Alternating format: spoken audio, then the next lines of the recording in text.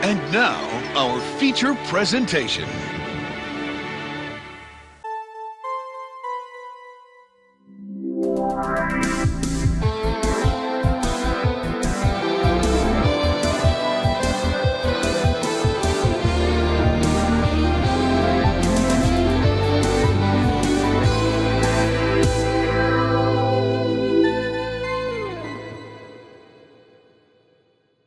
Hello, welcome to another episode of It Sure Is a Podcast. I am your host, Dirty Water Bottle Jim, joined here by...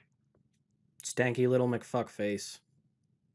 That was aggressive. I apologize to everybody. That came out of nowhere. That was way too... I'm sorry, There was a really lot of aggression sorry. coming out of that, and I'm just like, Stinky Water Bottle Jim, and you're just like, aggressive. I was going to do like Stanky McFartface Jr. and just Mhm. somewhere in there a wire got crossed. I have not been playing a lot of video games, so I have a lot of pent-up aggression. So you haven't been releasing that pent-up I aggression have with not. our Work has been lovely video terrible. games. Yeah. I started, and I think this was the part of the cause of it all. I retried Dark Alliance, and after all the updates, I don't know if it's the updates or if it's because I tried a new character. It's probably the updates because I'm not that good, but way more fun. Oh, so they actually fixed it. Way more fun. The boss that I spent like 4 hours trying to beat the first time around, and what killed my interest, first try with a different character, and it was like I was like, oh, this is gonna be good, and I picked Wolfgar, who just uses a giant hammer. Right. And yeah, as a kid, where I've made this comment before, like, oh yeah, I'm all about magic. And I feel like I've gotten dumber as I get older. Yes. So I'm like, I just want to be the dude with the big hammer, and I just want to break stuff. And it was so satisfying playing that game, just running train, just whack. I'm sure that just screwed the mic up, so sorry for that too. But no, it doesn't look like it. Might have. I'll figure it out in post.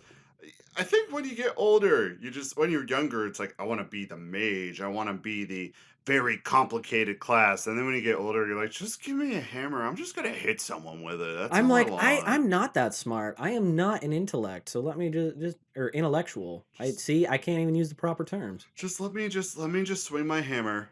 And let me be me. Let me be me. My crusty, dry, white 30-year-old self came out in that opening, so I do apologize.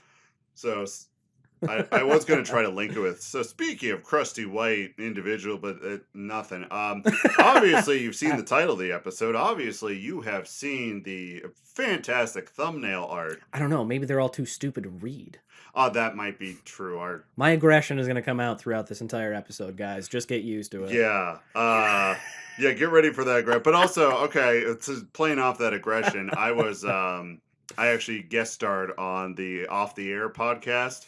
Nice. Previously. So if you want to hear my antics on a different podcast, Off the Air podcast, go check them out. I wasn't invited. They forgot to invite me, so. Okay, no. I'm not even going to let you get away with that comment because I was like, hey, yeah, this is when we're going to do it. And you're just like, oh man, I got to do, adult stuff. I got to do married stuff. So I'm like, all right, I'll just. I don't even remember. Then. We did have something that day. I just don't remember. Yeah, it was. It's not last minute, but it was like in the middle of the week. It's like, hey, they're planning on doing it this day, and we had stuff going on. It's all good. Yeah. So. But Off the Air, are they similar? Like little synopsis for people to give them go check them out. Is it similar to us or? Similar to us, but there's an additional person, and honestly, yeah, they just kind of just talk about stuff like we do off the air. Whether it's games or whether it's just silly topics. And when I went there, I brought everyone a smash or pass list. Nice. So everyone got to enjoy that. We need to bring those back. The smash and pass list? Yeah, I remember like when we were younger, that was like a big thing, and then it kind of went away because they're like, it's inappropriate, and it's like, no, I mean, it's funny. It came back now. It's a big TikTok trend. Is it really? Everything is smash or pass. Yeah. I mean, I'm not on TikTok, so I don't. Yeah. I should be. I spend way too much time on it. It fuels my ADHD where it's just like, oh, you're just gonna get a shot of dopamine, a shot of endorphins, a shot of any chemical that makes you feel good in like the span of like 10 seconds, and then I'm like, oh. Then you flip to the next thing, and then you get that shot again. You're like, oh, and then you just keep going until you're like, oh my gosh, it's 3 a.m. I need to go to sleep. So we went to the drive-in yesterday. Gross. I don't know why your wife still does that. That's so nasty. All right, continue. I love the I drive-in. hate drive-ins. I'm starting to. I still love the drive-in, but I hate the people. That's the thing, So because everyone brings all their little goblin children. They're running around, and you're sitting in your we are not car. going to talk about. Have you ever heard? I'm going to get back to the drive-in store real quick. But quick diversion. What was it called? Children of Men, I think, with Clive Owen. Yeah, the Where the one world. where like no one That could be seems like paradise. Doesn't it? Yeah, no I've always kids. been on The that human side. race is going to go extinct. Why not? Let's go. Just no children, no little goblins running around. Oh, Honestly, after the morning I had with both my nieces, I'm on the same boat. Okay, back to your drive-in story. Drive-in story. It was the kids behind us. They were teenagers. So first off, cringy teen angst. Just Right. every time it reminds me because I know I was like that. Yeah, I don't yeah. want to believe it, but I was. But Everyone was anyway, like that. people get there early, like real early, and line up so you can get good spots. Yeah. Well, these kids were behind us. They were screwing around. They almost hit my truck, and I almost got out and went. Old suburban dad, get off my lawn! Don't touch my stuff. Pulling out a double barrel, loading it. I do not have a double barrel, but man, that would be so much fun. Anyway, at one point they got out and they tried to do a TikTok, and I just started talking mad crap on them because I was like, "A, you guys can't dance. B, you look stupid. And the one kid's not even trying." Like it just on the subject of TikTok, I'm like, it is so pervasive now that younger kids have to do it, but I'm like, it's not even. It was unironically terrible. It wasn't even like we're gonna have fun. It was just unironically bad. That's why you don't go to drive-ins. I don't know why you subject yourself to drive-ins. Kate loves to go to the drive-ins. We brought enough stuff. We could have gone on a 3-day vacation. That's disgusting. Drive-ins, all of them should be gone. If I find the Infinity Stones, I have 3 already. If I find the rest of them, I'm gonna Thanos snap. Fine, but I have to ask that you do regular movie theaters too. I hate them both. Oh yeah, that's fine. That's fine. Drive-ins are fun when things go well. No, they're not. They just don't go well because people are douchebags. No, I disagree with all that. Drive-ins, I'm gonna Thanos snap them out of here. Bam. We did go see Doctor Strange. That was one of the movies. Doctor Strange, I did see that too. That was pretty good. I mean, I'm not caught up and I have no idea what was going on, but I'm like, that was a good movie. That was Kate's big complaint. She's like, if we didn't watch all the other shows and stuff, she's like, the first half hour, I would have had zero clue what was going on. She was like, it was just moving too quickly and this and that. And I was like, it's a Marvel movie. I was like, it's the MCU. You can't watch something without watching everything. Which is cool, but yeah, the MCU movies, they have a formula they figured out. Even if you have no idea, you're going to enjoy it. There's going to be action. It was still super cool. This one was really dark, and I liked it. Yeah. There was a lot of, like, zombies and, like, dead souls, and there was a lot of killing, like, right off the bat. I liked it. I was like, good. No more of this, like, fun, kid-friendly, like, superheroes. People die. Represent that.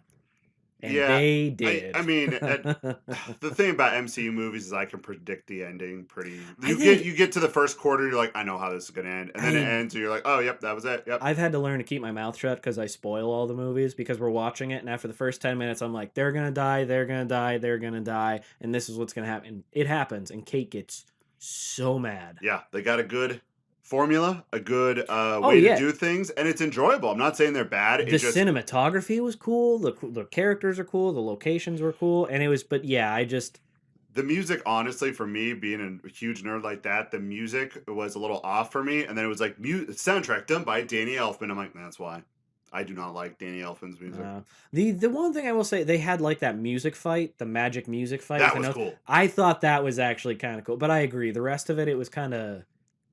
It was off-putting, but I think it was meant to be. Maybe. Also, Elizabeth Olsen is my huge like celebrity crush. Like, really? Yeah, everybody says that. Gross. Have you ever seen her in? Oh crap! What was it?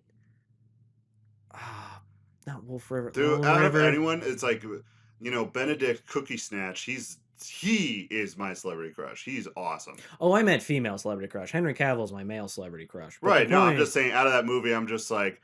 Benedict Slumber Patch, he's my favorite. I understand that he's like an objectively good-looking dude, but he doesn't do it for me. No, it's not even. He's not good. He's like he has a charm to him, but also at the same time, he's quirky. He has an awesome personality, and yeah, that's butternut fair. summer squash. He just has everything. Elizabeth Olsen, my celebrity crush. I don't care. You can all fight me on it. I don't care. Gross. I'm telling you, you gotta see. Oh, what was the one movie? It was, I don't know. It was a very dark movie, very good movie, but kind of indie. I can't think of it. Jeremy Renner was in it. Um,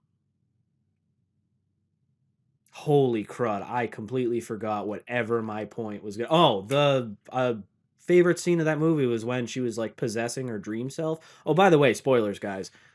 She was like possessing her alternate Yeah, self or yeah, whatever, yeah. and running through that tunnel. That run was creepy as all heck. I was like, Yeah, ooh, they this did is cool. they did go creepy. They went a little creepy Well, down, it and was it like wasn't a what you expected. it was like a zombie run almost, but she wasn't a zombie. Like that's why it was so off-putting. I was like, this is all right.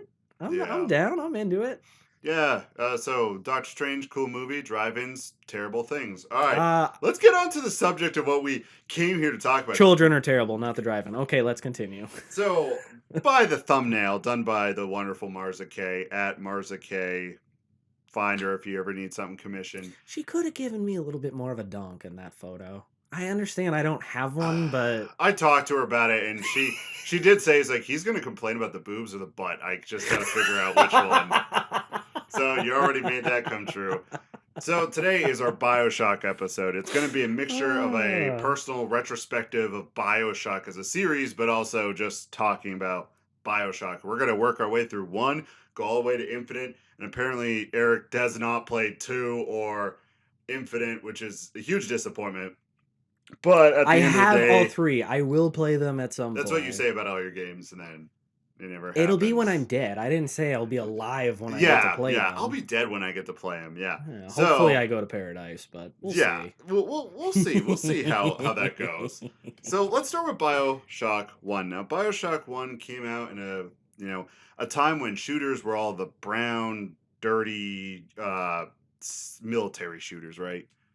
Like Call of Duty, that's Call of Halo, Duty. I yeah. mean, no, I would even say Halo had some splash of color, but it was either like a military shooter or it was a futuristic like Space Marine shooter, which were pretty much the same thing. It's one has a more pew pews instead of a bang bang. You know what I mean? Mm-hmm. Yeah, one's bullets, one's lasers. Yeah, I Yes, get yes, that. yes. So when Bioshock 1 came out, it was a big thing because 1, it was a shooter. 2, this is like on the back of the box, it says like a role playing shooter, kind of like Borderlands did. And they both came out around at the same time where you could have perks, you could have abilities, you could have things that you used to upgrade your character. It was more RPG with a shooter, which, right now, every type of shooter, every type of game has RPG elements in it for the most part. But back then, no, there was nothing like that. Yeah, back then it was usually the big thing was kind of, I think loadouts was like a big, you could customize your Yes, weapons if yes. you wanted, but I I think they both have their place, but I agree. I think BioShock was such a It opened the uh door to like yes. RPG elements can work in your shooters if it's single player. Because I know Call of Duty, everyone lost their mind when they did like, oh my gosh, you rank up and level up in the multiplayer, which I mean was huge at the time. But this was like the first single player outing of that. And that's what I always hate when people are like, "Yeah, like it's cool, but like all these other games did it better." It's like you got to respect the fact though that they did it first. First, Somebody had to have that like yeah, now hindsight 2020, everything like it's obvious, quote unquote, but back then no it wasn't. yeah. Somebody's like, "I want to be able to shoot stuff, but I want a good story and I want to put a flair to it that's not just pow pow pow pow pow." Yeah, and military shooter. And so Yeah. like the setting took place in an underwater city in the 60s that is So like cool. very entrenched in now they're my favorite. I like to call them political shooters, not in the way that they have a message. It's just that's the world they live in. And And you have to pick a side. you usually have to pick a side, but at the end of the day, it's a world that is so deeply entrenched in this idea of these politics and theologies and ways of looking at life that it's like it was so different at the time.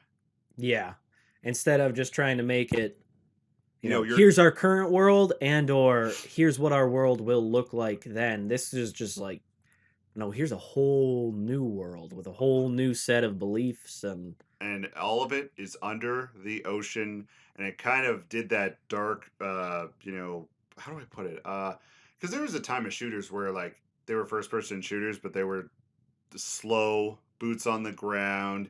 It wasn't like fast-paced action. It was more like almost survival horror a little bit, but you still had to, like, you know what I mean? It was a slower pace, I guess. And Bioshock kind of walked that line in between that.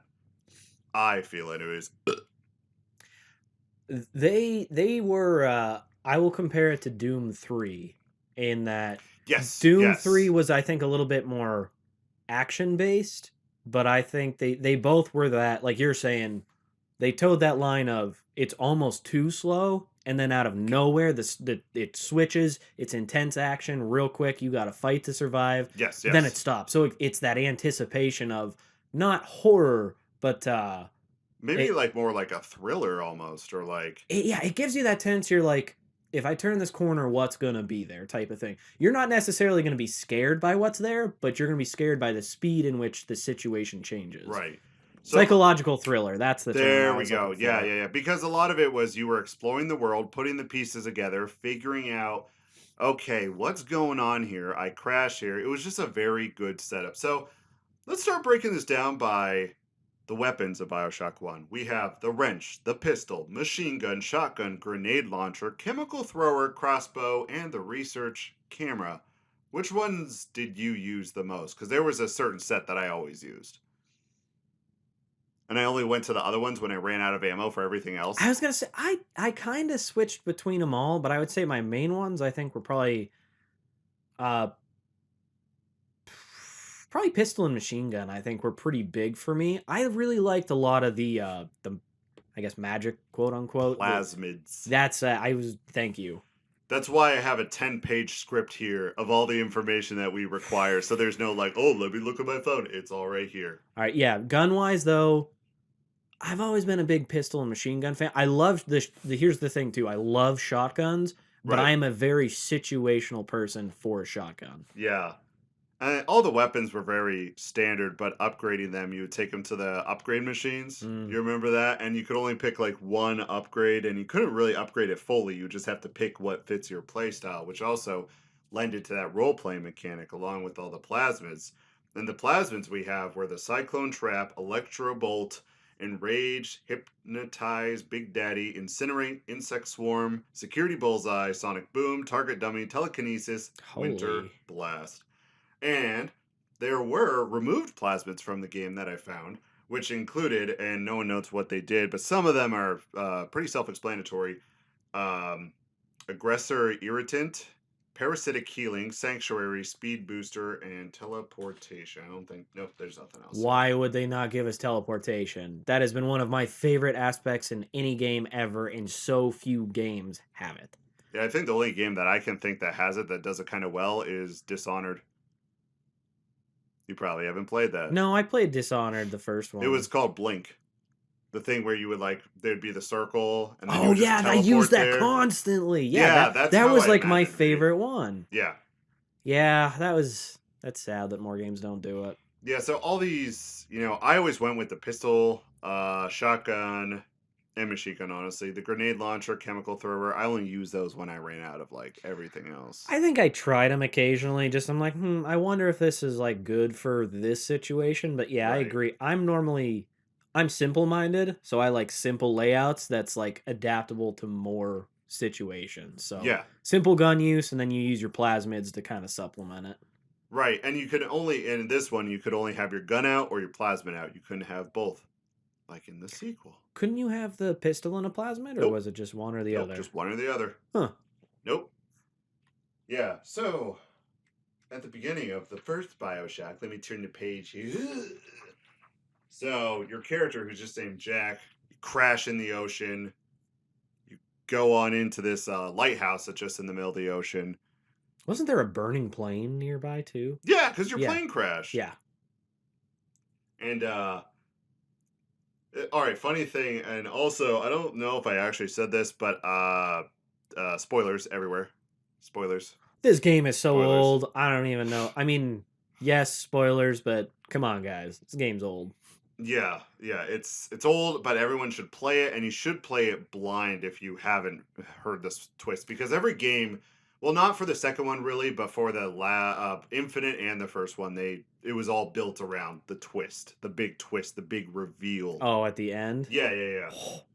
Oh. So yeah, you land there and you run into the first guy who kind of helps you out, which is I'm trying to see Atlas. That was his name. Yeah.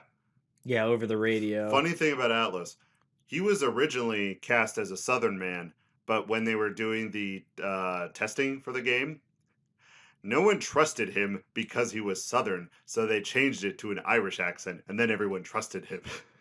It's because Irish accents are the best. And else, yeah, if I ever hear like a Southern accent, I'm like, okay, you're about to say something racist, or you're going to try to sell me some snake oil. Which one is it? That's not true for everybody. That's not true for everybody. But like 80% of the time, that might happen. Unpopular opinion, it's everybody.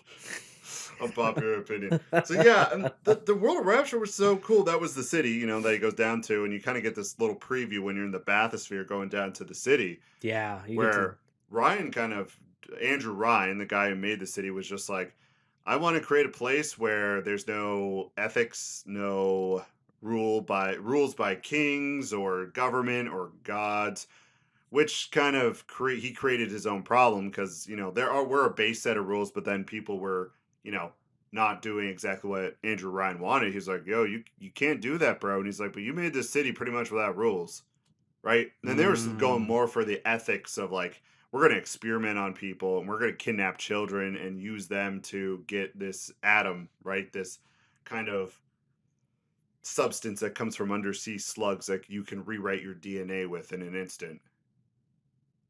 Such a cool concept. Isn't it? I don't want to be the one to touch the slugs, though. That's somebody else's job. Yeah, the slugs are... I just want the superpowers. Pretty nasty. Oh, I don't think I officially went over the plasmid list, did I? For in the first game. Wait, yeah. Did I? Yep. I did. Okay, all right. I'm trying to remember. Insect Swarm. That was my favorite.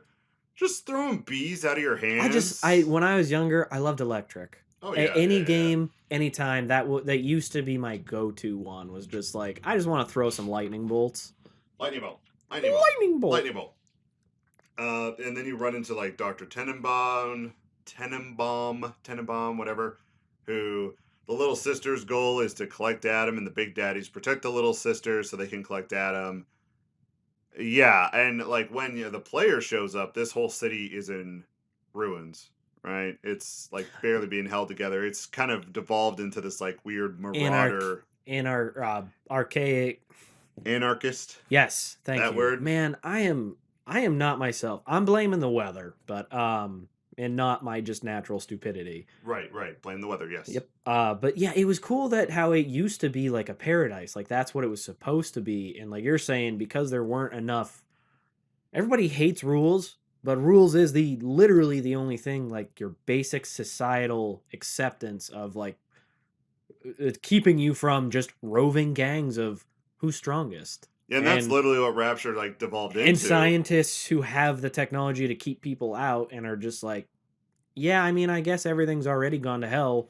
Why not? Why not let me do whatever I want scientifically? Because ethically, all of these people are so terrible. What's stopping me from doing what I want because they all deserve it? Right. And the city, which is interesting, is in Bioshock 1 and Bioshock Infinite are polar opposites in very like literal ways and also very subtle ways.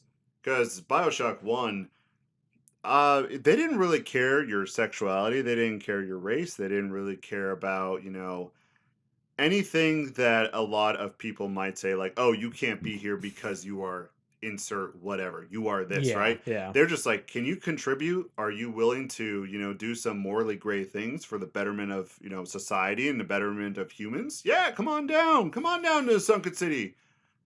And I think that's super cool because in the last game, I won't touch too much on it now. It is the complete opposite because we're going to get to that in the very exclusive. Yeah. We'll get to a reason why.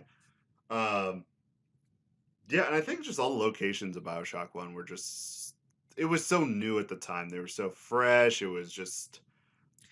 was also cool because it's a whole city. You wind up exploring an entire city. Not entire. Not entire, but a chunk of A it. chunk of the cities. I had this argument with someone, and they were saying it's supposed to be a city, but it feels so small. But that was my point, is because it's underwater, you're so limited in what you can do, where you can go. It's not a free roam thing. Yeah. So I thought the game almost made me uncomfortable just thinking about being in that situation of, again, I'm going to turn a corner. There's a group of like murdering rapists who are just insane, and now I got to fight them, and you're underwater. You're trapped. There is nowhere to go but You forward. can't like hop out a window and leave. Yeah, and just that thought process of like, again, I always like to try to put myself in the game. I think it's more immersive experience. Good. I mean, literally, Lord. it would be also submersive Well, because yeah, that's you're true. underwater. Yeah. So that counts. That counts. I'll take that. But yeah, I agree. I think how they presented the world just in and of itself was really cool. And it felt like a world that was lived in, and all the rules and all the kind of norms they set for the society and just how the world was built all seem connected and not as disjointed compared to other titles later down the line. Um, but Yeah. also, the argument I had with my friend was that, okay, you go to, all right, so I think there's like 13 different levels in the first one, I believe, maybe a little less, maybe a little more, just come off the top of my head. And I've been recently playing through all these, and I've been playing through the second one now, just on my Switch, just when I, have some Hmm. downtime. And what I found, and we'll get to the second one. I'm not going to dive into that, but dive into that. Ha ha ha ha. Puns. What I told him was, it's like you got to look at it this way. It's like, okay, in our hometown, go to 13 different places, or think of just 13 different places you've been to or want to go to. And he was like, okay. And then I kind of thought about it. It's like, okay, so did you explore the entirety of our hometown? And he was like, oh yeah, I guess not. But just, I think what you were saying, that claustrophobic nature feels like this is all there is. But like, there's so many more stories that can be told down there. There's so many more things that can happen because the second one takes place like years later. And you're like, didn't the city collapse? But it's like, no, the city's still there. The city's still standing, somewhat thriving, and people are trapped down there, which kind of leads into all them going crazy and, jacking themselves up on Adam. So did they just quarantine a section of the city in the first one? It was I, kind of the entire city slowly just devolved into anarchy.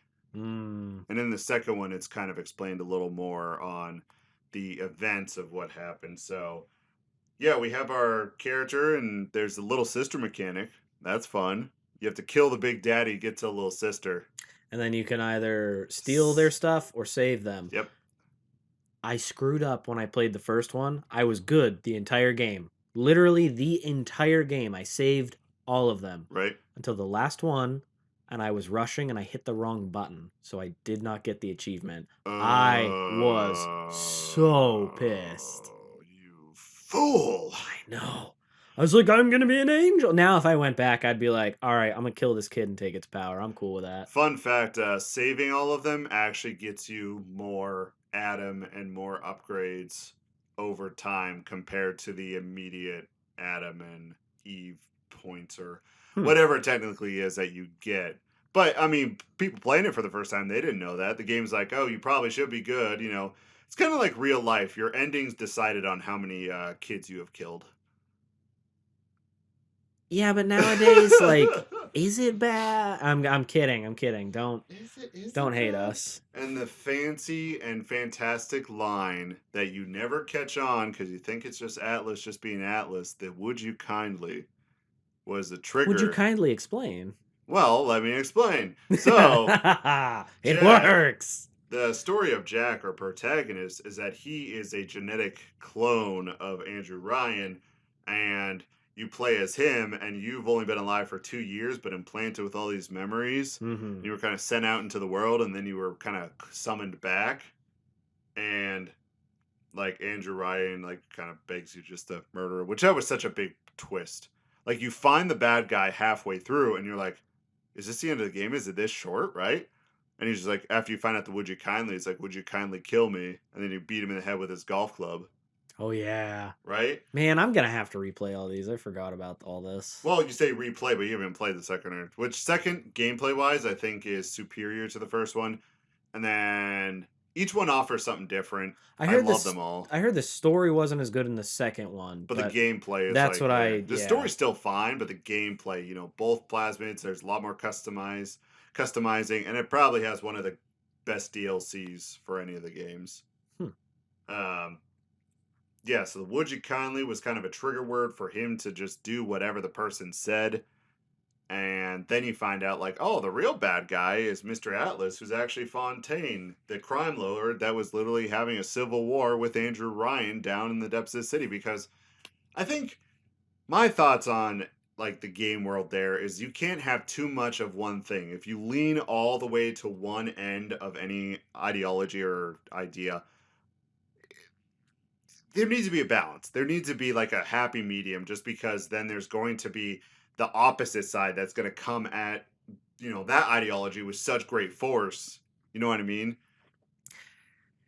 I think that was actually the older I get, the more I think that was a subtle play on just life in general. Yeah. Is because the extremes of anything cannot sustain itself. It will implode upon itself without something in place to keep it on track. Yes. You cannot give in to the base, whatever. Even goodness, like you can't. You cannot go down and be just a pure, like, quote unquote. I don't. I don't know.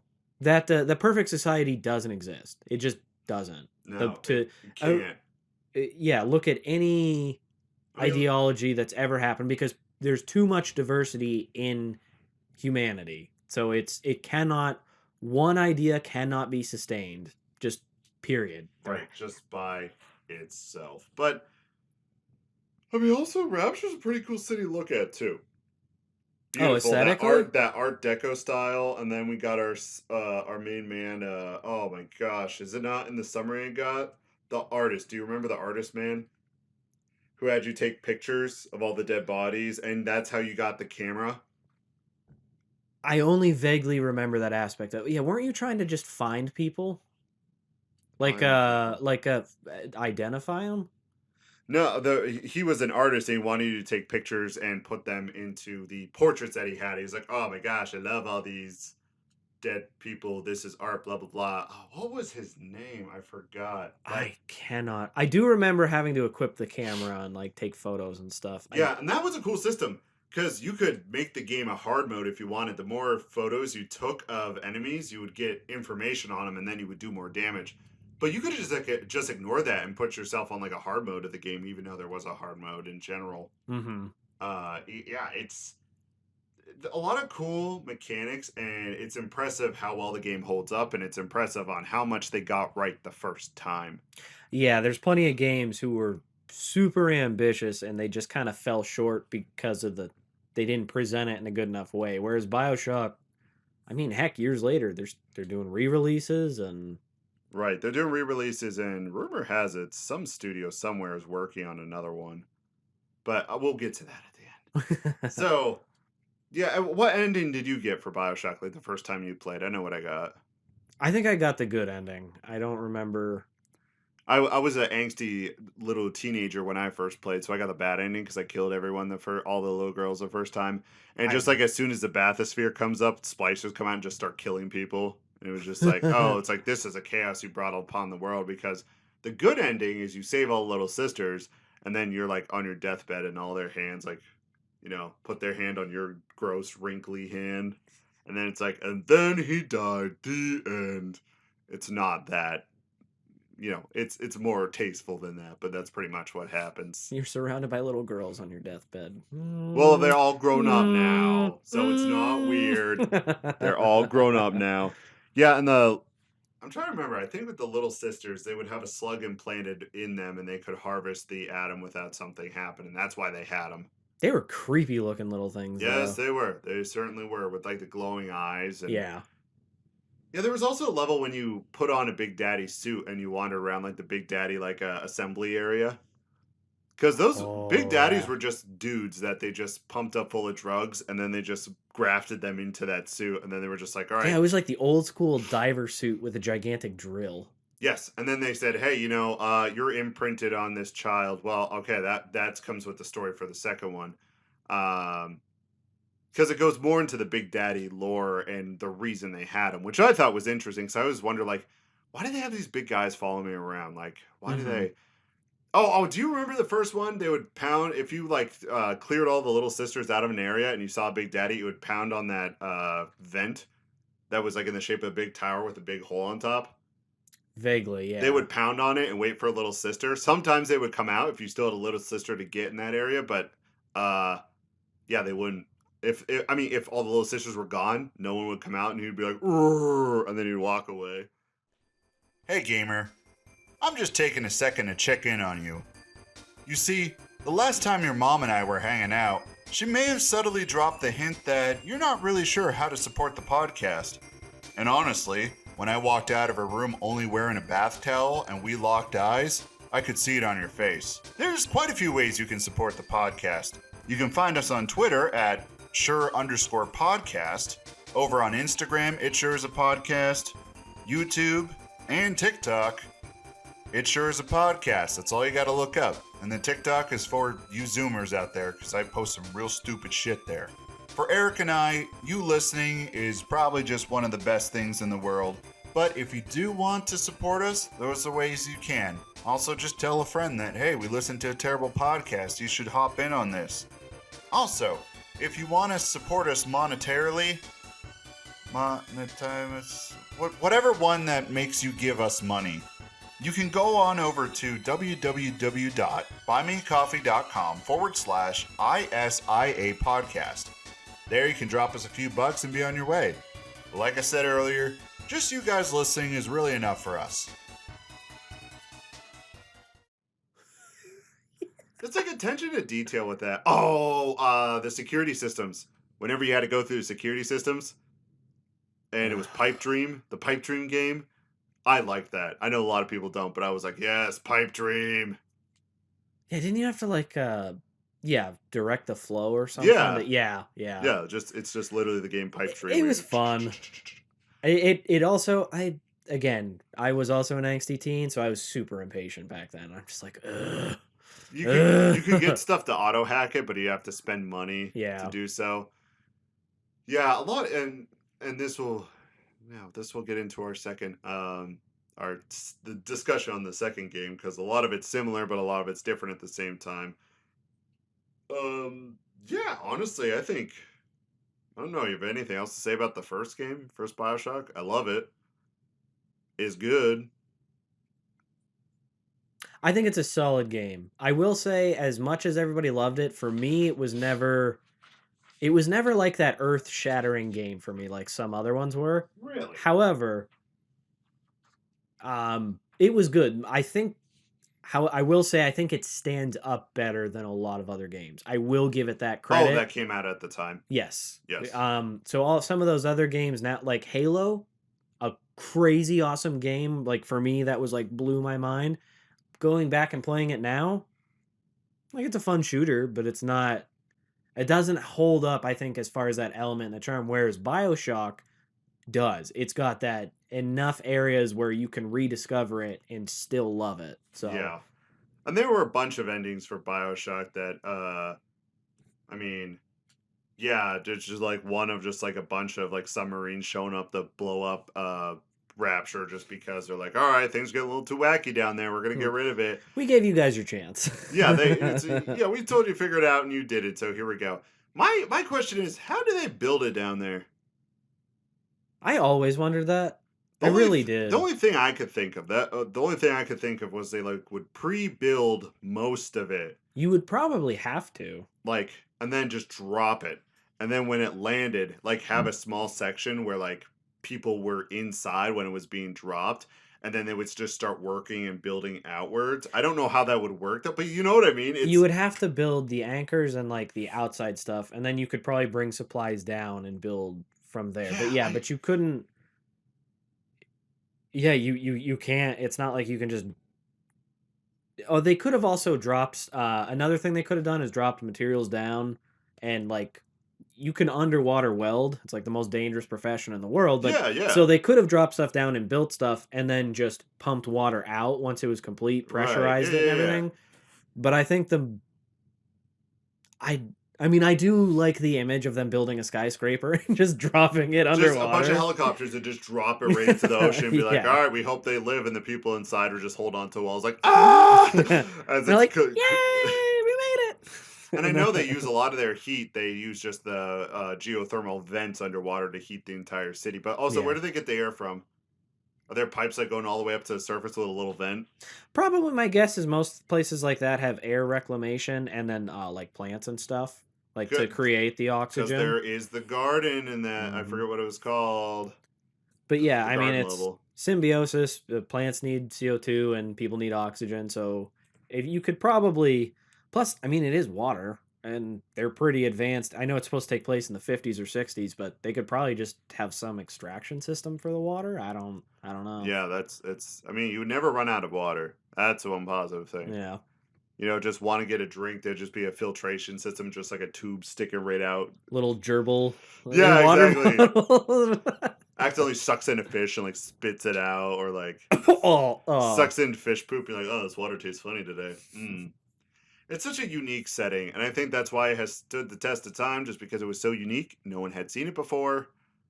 It's just I think it combined a bunch of unique elements that other people have not replicated to the same degree. Right. The only one I think that's kind of close, it's still super different, but I would say maybe like Dead Space almost in a way.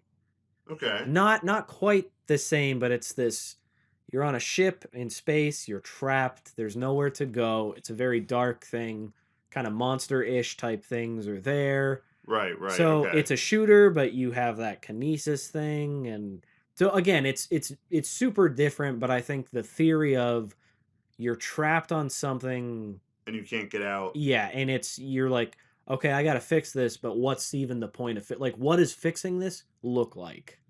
Type Yes. of Okay. thing. Okay. I see where you're going with that.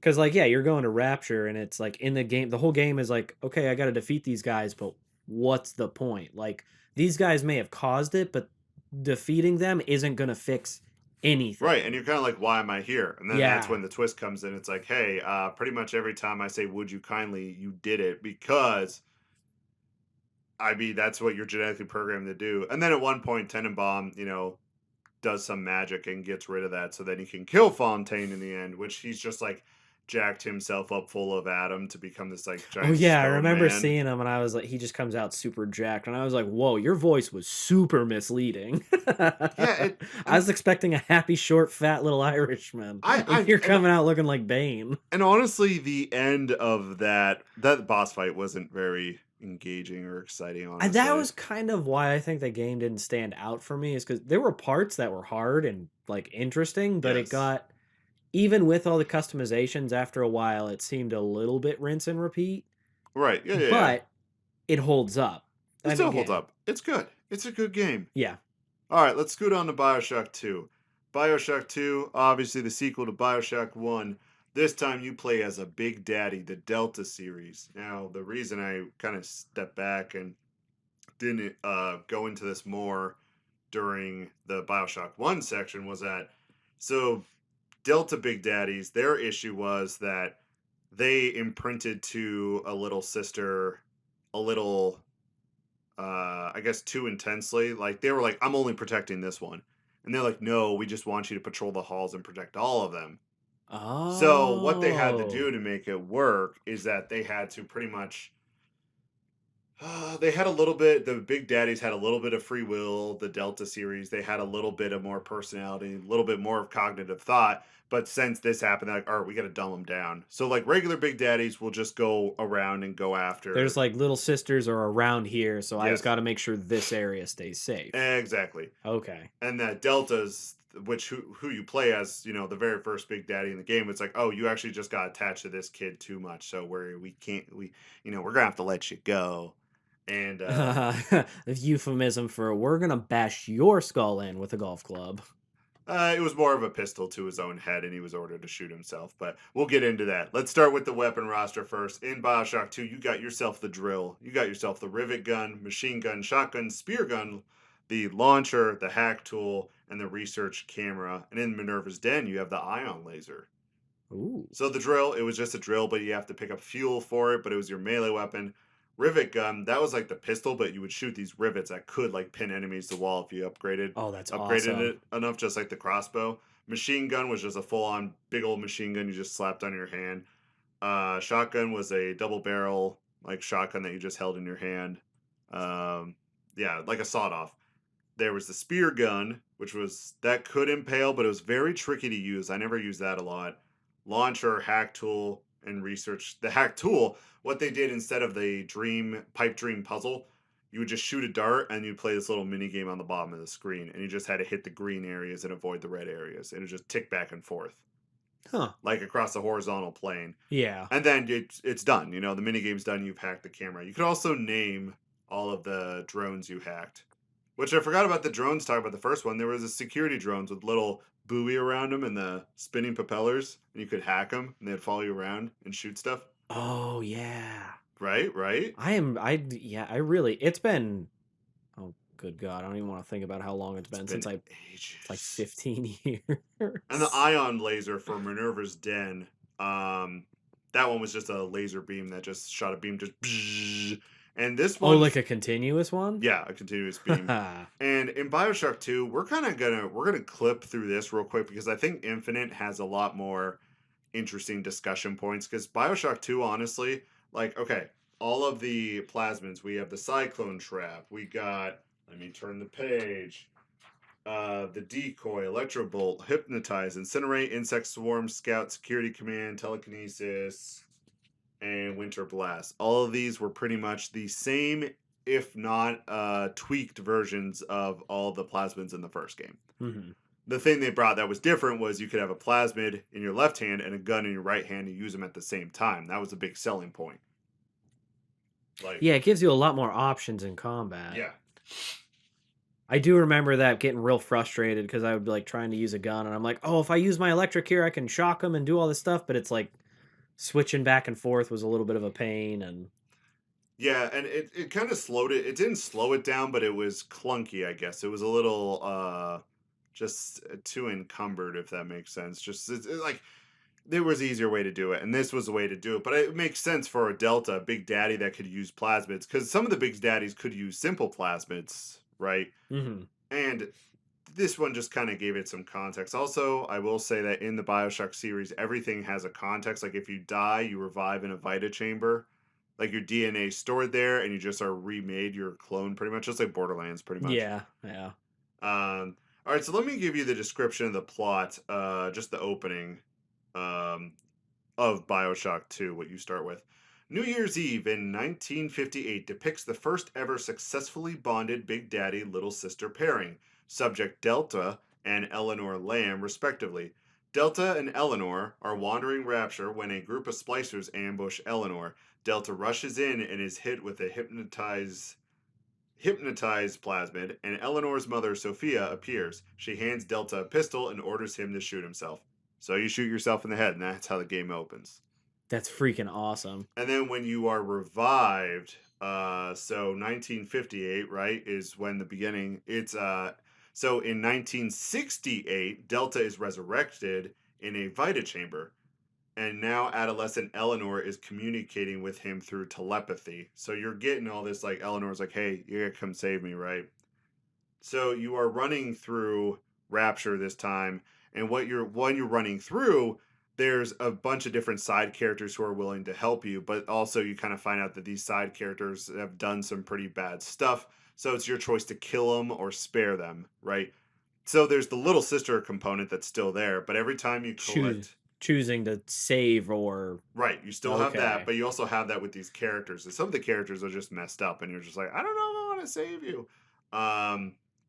And like Eleanor, she's trapped down there, and pretty much the whole game is just you want to get Eleanor out of there. There isn't necessarily a massive twist, but Bioshock 2 is my favorite just for gameplay wise and environment wise. They kind of pushed everything a little bit, pushed the envelope on just okay, let's make this more detailed. Let's put more secrets here. There's not as many maps, but the maps are a little bit bigger and a lot more dense with activities to do.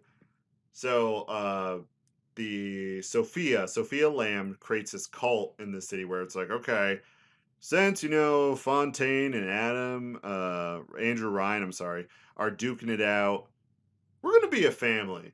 If you're an outcast, you come here and you be a family in the cult of the Lamb. That's what she called it. Hmm. And everyone's just like, all right, I want to be in a family. So she had her own little like splicer cult running around.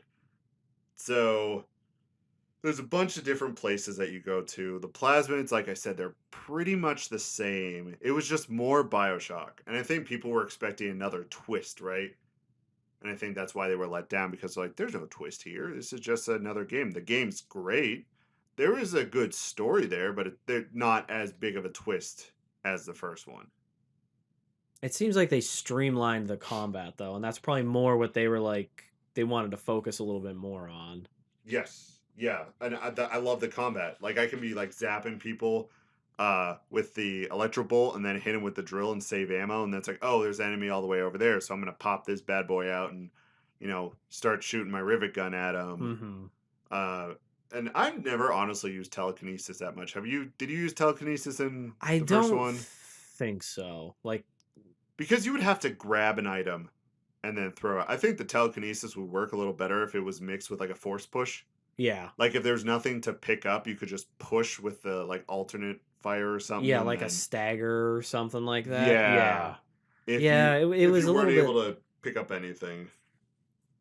Oh, and this was the introduction of the big sisters. Now, what's interesting is whenever little sister lives long enough and grows up, she becomes a big sister, and her job is to pretty much, if a big daddy is not protecting little sisters and kind of goes off the rails like Delta or like Jack in the first game where you're saving them or killing them, every time you kill, I think it's not kill or save two or three little sisters. In the second game, a big sister will appear and it's a boss fight.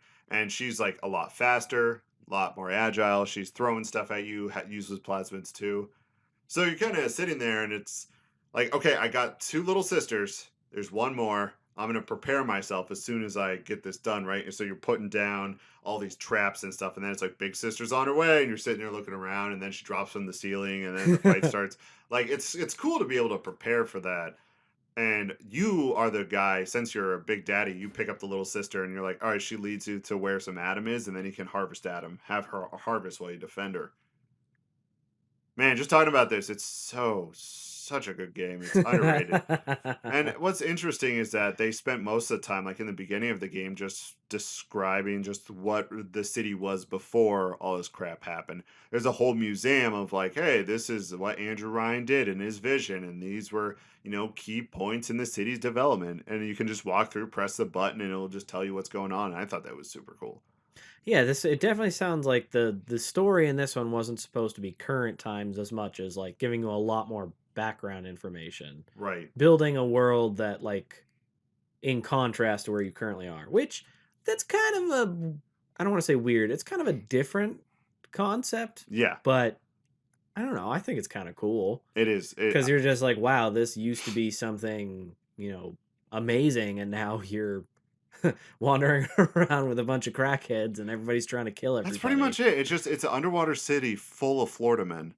That's It what it really is. It is. really is.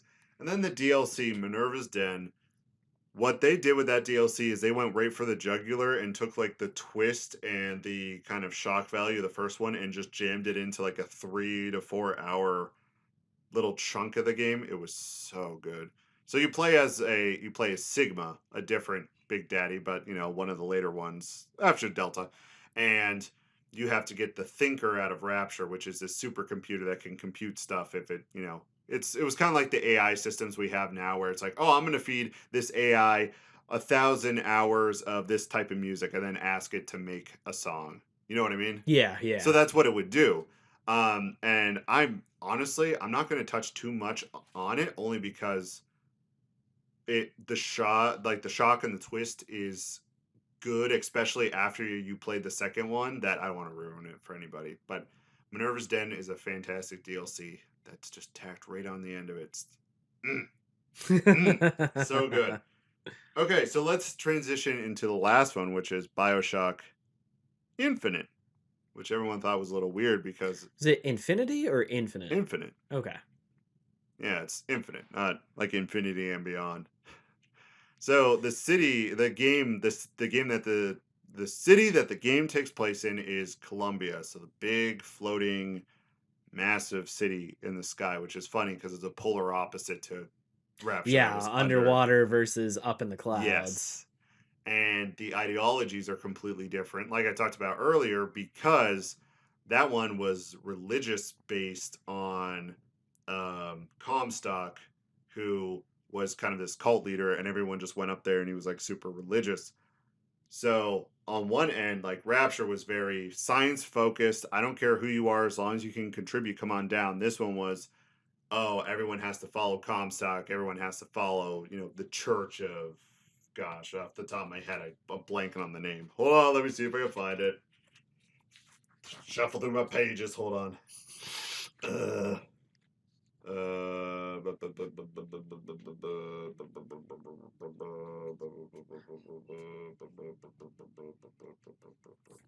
Did it's kind of like his cult is just like, it's the entire city all works for it. But what is very interesting is that I can't find it. I'm gonna take forever to find it. What's interesting is that there also is a kind of race war going on up there too. Like people who are not predominantly white are kind of in this weird little rebellion civil war with Comstock and all his people of his church. Here's the thing though, what's interesting to me is, all right, Rapture, like it's only the best and brightest minds go down there and they didn't care what type of person you are. But in Bioshock Infinite, it was very clear that they had some issues with, any race that wasn't white. My question is, how did they get up there? I Because was there's a very specific way for everyone to get up there, and it's almost like there has to be like a screening process. So I'm like, yeah, if you don't want them up there, why would you let them up there? yeah, how'd they get up there? The only thing I can think of is, and this is going to be truly terrible, but people need someone to look down on. Um, Possibly. if you look back in history, the only times that like groups who don't like each other were ever brought together in unity is because they found something they hated more than each other, which is a really crappy thing to say, and it's also why I think humanity is also just going to implode and kill itself. Um, might be Mm-hmm. tomorrow, might be in 1,000 years, who knows? But I think that is ultimately humanity's, like, that's just what's going to happen. That's how humanity will end, unless we find aliens and then we can all band together and hate aliens. But that's Yeah, probably yeah. why the cult, they're like, and it's also a very manipulative, crappy thing to do, but it's also how you control people is you make the others the enemy. So it doesn't matter what you do. If you are like, if he's the cult leader, he's like, you all have to trust me. I am in charge, and you keep an example of, see these people, see what they're doing, see how bad they are. You don't want to be that. If you follow me, Oh. you won't be that. If you follow me, I can lead you to the promised land, whatever Right, deal they're right. spieling. But you keep them around as an example, and as long as everybody's like, oh, we don't want to be like that, they're dirty, they're bad, they're evil, they're whatever the message is, it's that otherness, and you can band together and you will follow that leader because he's like, I will keep you from this. I So see. Okay, all right. I see that perspective. maybe that's too deep, but that's actually just very much cult leader mentality. Yeah, yeah. So And I think there was a small portion of it that was like labor and work like that, but at the same time, oh, that's the other there's thing. a And lot of other people like in the game that are represented, like they're the workers and they're just like white folk, right? So it's kind of confusing on that end, but at the same time, it creates an interesting narrative to have two different.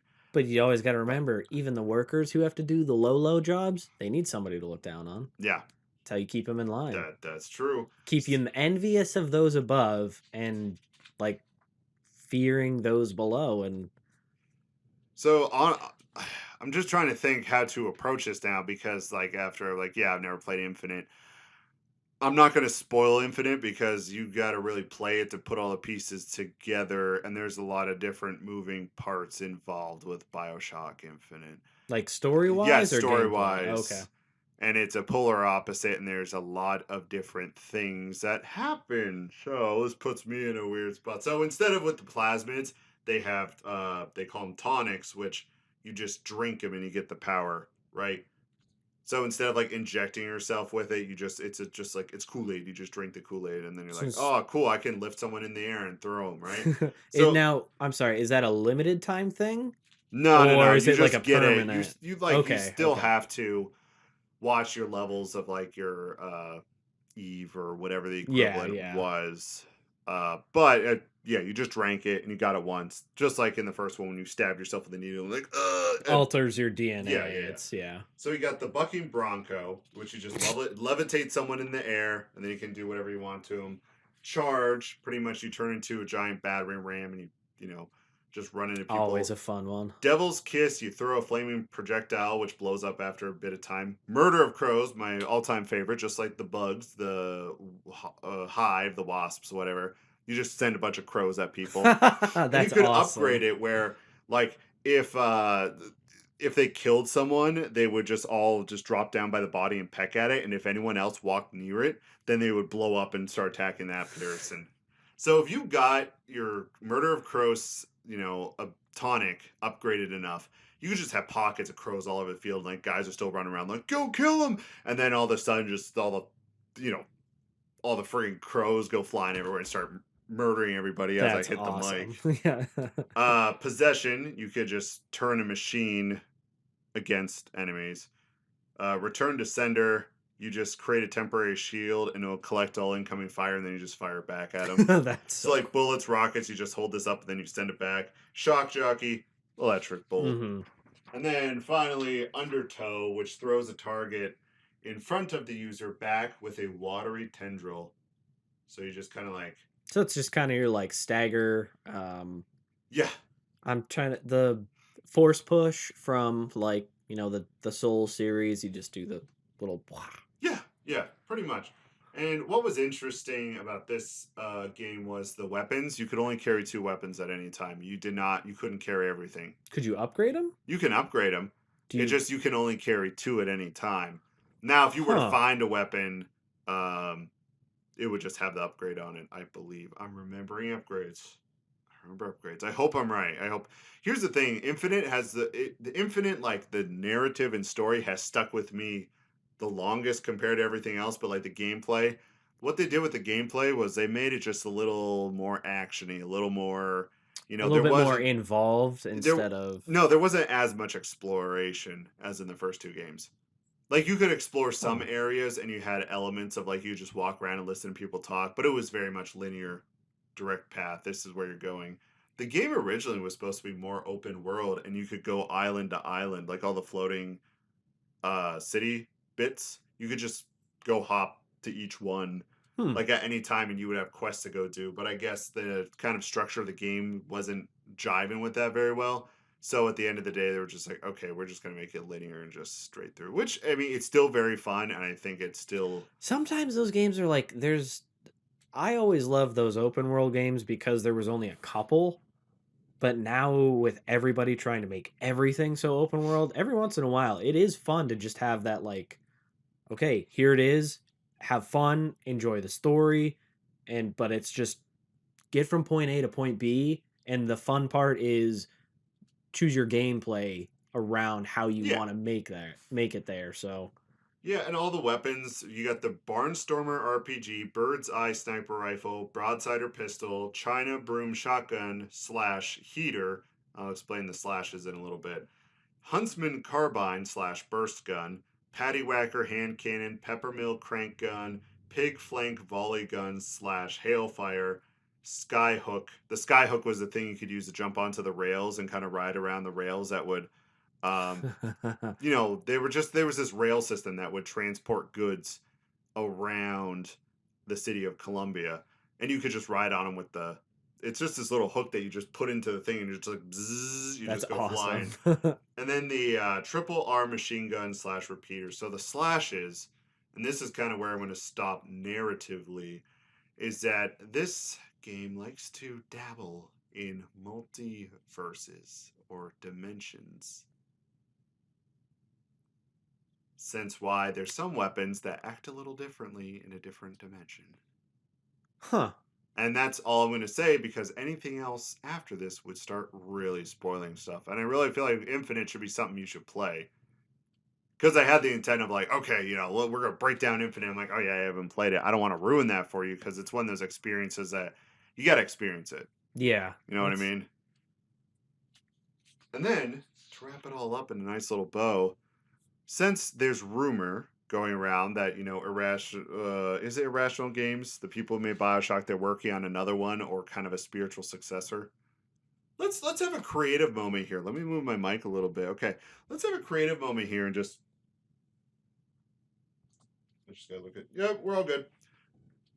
Let's just have a creative moment here and just think like, what do we want to see in our next Bioshock game? What would be cool to see in a So- Bioshock title? So I feel like I'm woefully unprepared to answer that just because I haven't played the other two, but from what you've told me, I mean, I can start us off if that'll help. I would like to see, I think maybe a little bit more of an open-ish explanation, kind of like almost like Dragon Age, where it's area to area, you can explore an area, but then you move onward. I think that would be good, but I think they should try to go back a little bit more to their roots and a little bit more of a Rapture-like setting. Okay. I think what made it so cool in the beginning was that kind of darker narrative type deal. It doesn't have to be back in Rapture, it doesn't necessarily have to be underwater, but I think that isolated city gone wrong type of vibe should be revisited Yeah. in some sense. And I gameplay, you know what? They've done so well. I let them experiment. Truly. I think they should do a little bit more with the plasmids as far as maybe not more, but different. Yeah. Introduce some new ones. Like bring back a couple classics if you want, but and gun wise, I don't know. I don't actually know. There's so many different routes you could take on that. I think they should. I don't know. I think they should focus more on the plasmids because I think that was always their bigger like. Anybody can make a shooter, but throwing that plasmid element, go revamp that, and then just see how guns fit in there. I think that work from the plasmid side, and then make the guns work with them. And they're going to have to play a lot of catch up, though, too, because a lot of standards have been set. Since they set the original standards, there's like, you got to level up these plasmids. You have to be able to add points and allocate Well, stuff. think about Like, too- it's going to have to be more RPG if it's The- going to want to. And I'm not saying that I agree with it, but if it's going to want to compete for all the gamers' love, it's going to have to do something like Well, that. that's a good point. I didn't think about that. We're talking about it. We also played it 15 years ago when this was huge, when this was like the game or one of the top 3 games like that people waited for to come out. Yeah. There's a whole new generation who's never seen this, so you have to capture, like you're saying, you have to put your modern day twist, but I think they got to stay true to the roots enough because that's what made people love it. So you have to capture the newer generation with that unique flair. Right. Like, hey guys, everything's now MMORPGs or just MMOs on, like, I think some companies, if you're going to do a Bioshock one, avoid multiplayer. Too many games are trying to shoehorn multiplayer in because it's such a big thing. Don't be afraid to put that single player game out there. Oh, man. Bioshock 2 had multiplayer. That was good. If you want to do multiplayer with it, that's fine, but make it its own entity. Focus on a single player campaign, and then, hey guys, here's an added thing you can play with your friends. I understand the appeal of it, but I think when they focus too much on that, it ruins it. And I think you're going to shoot yourself in the foot because if you don't do it right, you're dead. You're going to revamp it. You're going to annoy the people who loved it in the beginning, and you're not going to capture the new generation that you're trying to get. So it's it's a crappy line to walk. I'm not saying it's easy, but you got to think real hard how you want to present it. Yeah. I have 2 thoughts on this. I was thinking that, and I mean, if you ever finish and beat Infinite, this will make a lot more sense. I would like to see now. Originally, Bioshock was kind of a spiritual successor to System Shock, like an old computer game. I've never played either of them. System Shock 1 and 2. Heard it. But I would like Bioshock to go to space. either like a colony on the moon, like a city on the moon, or like a giant space station. That And instead of like the ooh. slugs, like they find some kind of alien entity that they rewrite their DNA with. It's kind of has all the same hallmarks, but um, I'm just trying to think. I mean, you could put your own like political spin on like, okay, maybe it's an entire society governed by an AI, or maybe it is, it's some kind of different society and it all falls apart. I like that because you're going from water to the sky to I like the space station idea, and it's very easy to be like, okay, we were part of the Earth, whatever society, but we're the frontiersmen. We govern ourselves, and it's just people Yeah. who lose themselves because they're separated from the rest of society. That I really like that idea. And all That the would be weapons, I kind of feel like what it could be kind of a mix of like the very retro sci-fi look. Do you know what I'm talking about? Like the 980s, 70s to 90s retro sci-fi, like Star Trek, right? That could be yeah. the aesthetic of it. And a lot of the weapons would have to be built and could be combined and stuff. So you could have like a lot of strange junk weapons, like a weapon creation tool. It's not like super deep, but enough like, oh, You I want could to use combine them this barrel on together. this weapon and it's Yeah. going to give this effect to whatever. Did they ever throw an element in of combining plasmids? No. I think that You might be a cool one. You could combine the plasmids with the environment. If there's a puddle of water, shoot electric at the water, I it'll remember that, electrify. but I'm Yeah, yeah. thinking like uh oh shoot, almost like an upgrade system where if you want to put two of them together to make a whole new, it's like it basically the same like Yeah, yeah. insect swarm and shock. Like maybe it doesn't It last as just long, but your insect swarm has now they're extra all damage for electrocuted. shocking. They're all electrocuted Yeah. and they're just like It's hitting you just like like a bullets like storm cloud of like dive bombing, but like something like that I think might be kind of yeah. cool. I and that would be another component you could add to this new whatever Bioshock it is. That it's That's what I always liked. I think it was the third Fable you could do that.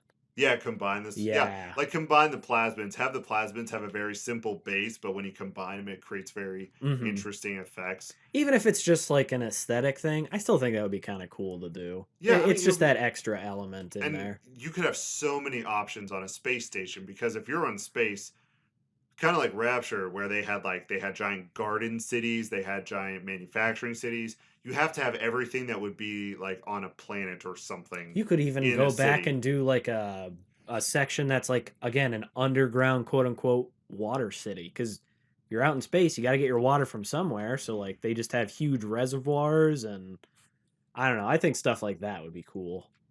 I Oh do. yeah, I'm not gonna. That is an awesome. Like a space like one. just a space theme and you could go with the classic like you are woken out of cryo sleep and you're like what happened to the city, right? Hmm. Maybe you were actually the guy in charge and you sustained an injury and you had to go into cryo and you come out and you're like I don't remember who I am. Then you find out, you're I think going after this main guy who okay, here we go. Brain Jimmy Neutron brain blast. So what I'm thinking is, okay, so you hop out of your cryo chamber and you're like, who am I? And then there's this antagonistic force of this guy who's like, I'm in charge here. You can't do that. So you're going through the whole game trying to get to him, find out this man is impersonating you pretty much, and it's actually just an AI being like, "You gave me these orders. I'm just following what you wanted me to do because you didn't want everyone to freak out that oh, our leader's dead. So what are we gonna do now?" I was having a similar idea, Uh but huh. instead, I think I would like there was a government. They got toppled by some dude who's just like, you. No, we're frontiersmen. You aren't. You don't represent our true spirit or whatever. Blah blah Yeah, yeah, blah. yeah. So they overthrow it, and then they awaken your character. But from the start, instead of not knowing who you are, they tell you who you are. You're like, you're the true leader. You're our hero. You helped build this place. And they build you up. And then the twist could be like, you're actually a nobody. They just needed a symbol to rally the other people against. So, Ooh, like, I like that. instead of like the twist of like, you were always the head honcho, I like the twist of, nah, you're a nobody, Yeah. but And you became that right, leader they and pretty much needed. you were just a pawn to Exactly. have everyone You were a else's needs miner met. who was just like on a 6 month cryo sleep because it wasn't your turn to work, and you're just like, they're like, no, no, no, we're just gonna like say this is the guy. Yeah. Yeah, a Bioshock in space would be very cool. The other idea I had would be a I'm trying to figure out how to describe it. It'd be another Bioshock, very similar Bioshock title. but it would. No, but then that gives away. All right, I'm not going to say anything because that gives away too much of Infinite. Like I said, a lot will make sense once you play Infinite. But the Bioshock in space, with the plasmids, you could also have like robot drones. You could have crazy people who all got, like they'd just be splicers, but whatever alien thing. That's just the more you took, the more you went all alien. And you can even take elements from Prey, that game by Arcane Studios. I never played it, but I Now I'm heard talking about it. about because there was Prey, the old game that was just a first-person shooter. You were on an alien spaceship shooting guns. Prey, the more modern one, the one that was like 2017, I think 2016, that's somewhere the in one I there. was thinking of. Yeah, that one.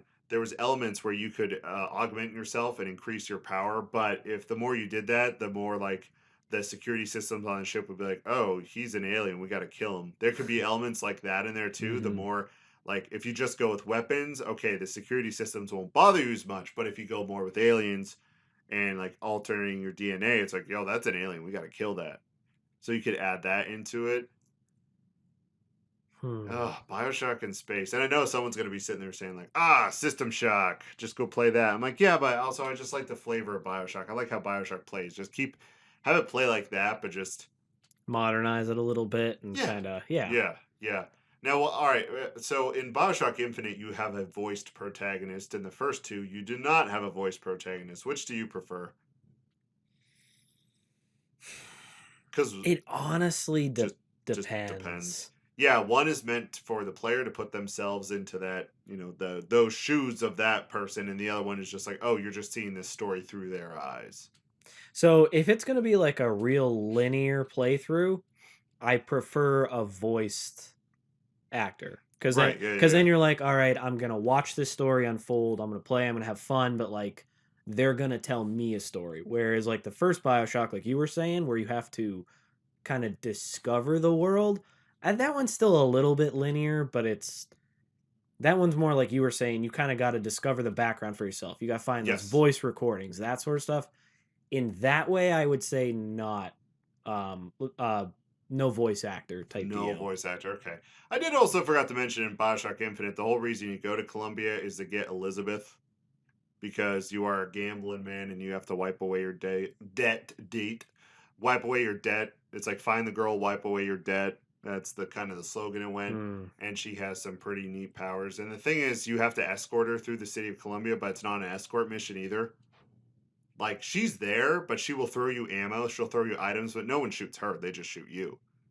Because I like that though. I hate those because games where you're like, you go to defend this. I'm like, I don't wanna. because usually if it is a computer controlled character, Yeah, they're they have no self preservation protocols. All they just run take into cover. fire. All they hear is run straight into the bullets. And she's just, just sitting there booking it, running toward the bullets, and every bullet's like hitting her in the face. She's like, Or there's like a hallway and you're like, get behind that pillar, and they stand on the wrong side of the pillar, so they're just getting shot Yep. to hell.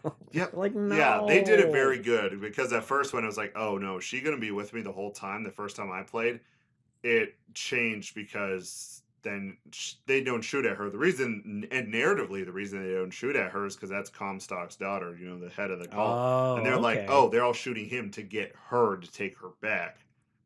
Because they're like, yeah, she won't fight us. We got to keep her alive. Don't shoot her. Just shoot him, Yeah, and shoot then him. we can just escort her back. Yeah, no one else, just shoot him.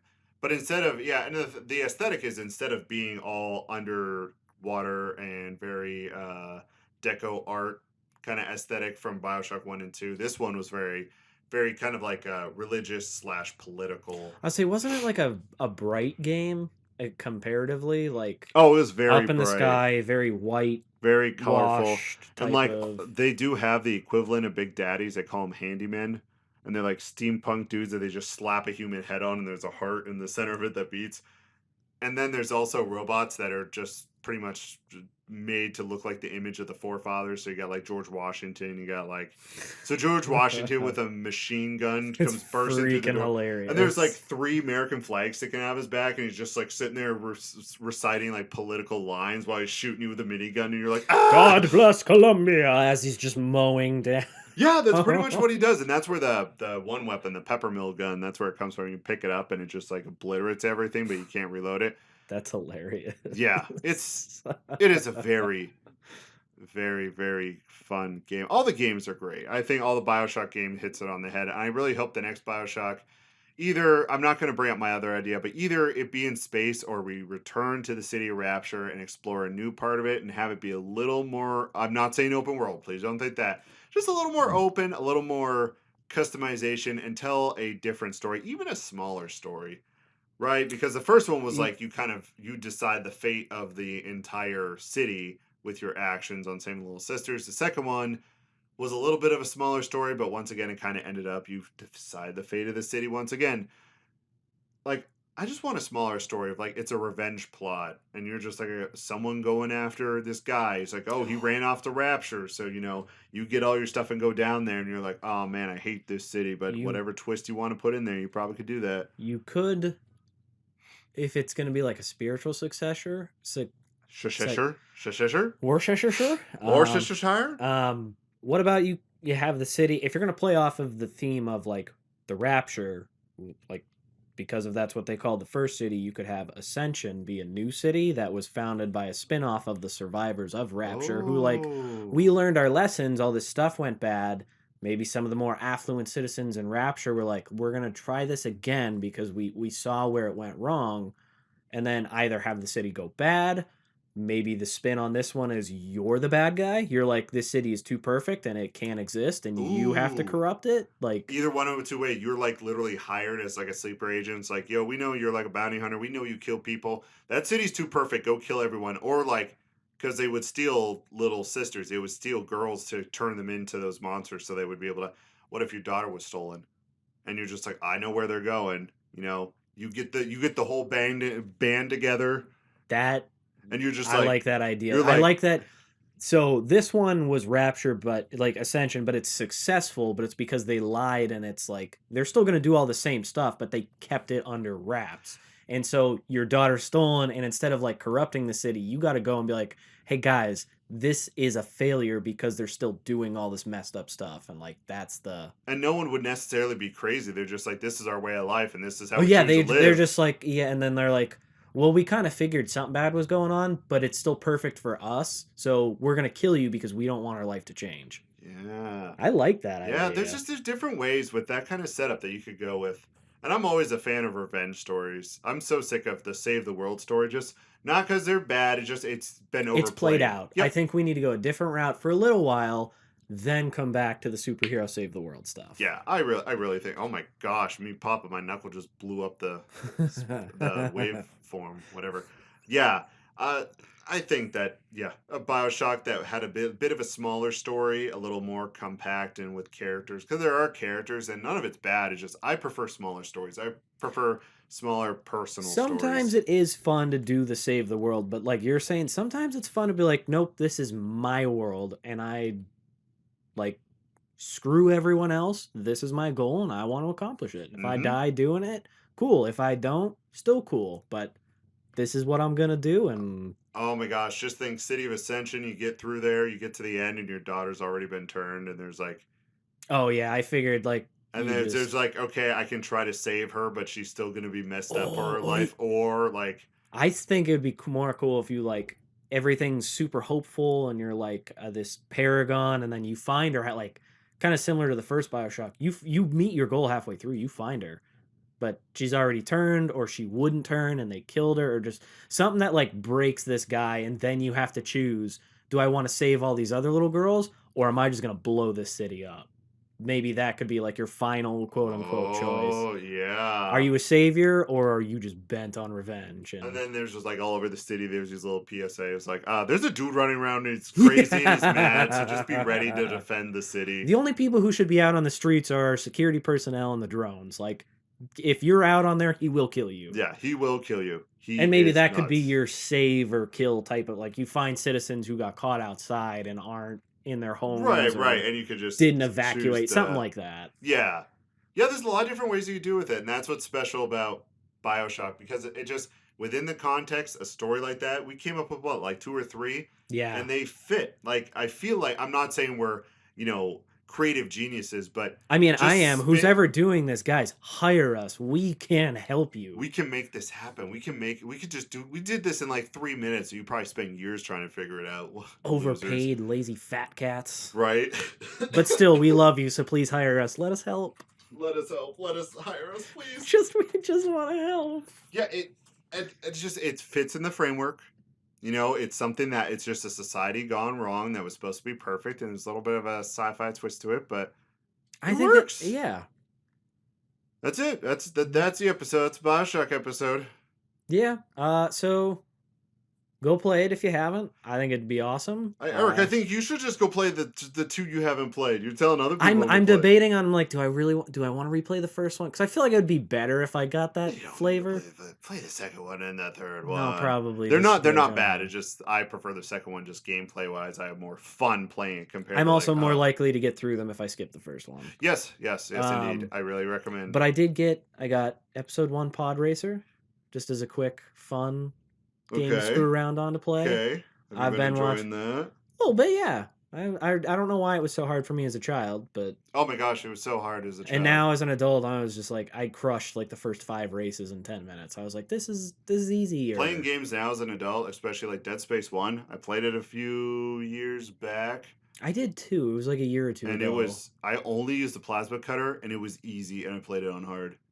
Yeah, I think you have a more analytical mind as an adult, and you're like, you learn the system and you play against the system. Yeah. Whereas when you're a kid, you're into it and you're not thinking as much. Like all the necromorphs are just like, dancing at the club, and I John Wick go through there with my plasma cutters, just like greatest scene in movie history. Okay, greatest scene in action movie history. There you go. Just killing people to the beat of the music. I love it. But yeah, and all the necromorphs' body parts are flying off, and like the ones like, what's going on? And you're just like, that was the whole game. It was super fun, but I only died a few times because I just like, I made a dumb mistake. And I would just be like, when I would get impatient, I'm like, I don't care. I'm just gonna try it. I don't care if I die. Yeah. You try the second one, the second Dead Space with that difficulty where it's like there's checkpoints, it will save, but if you die, the game just deletes the save.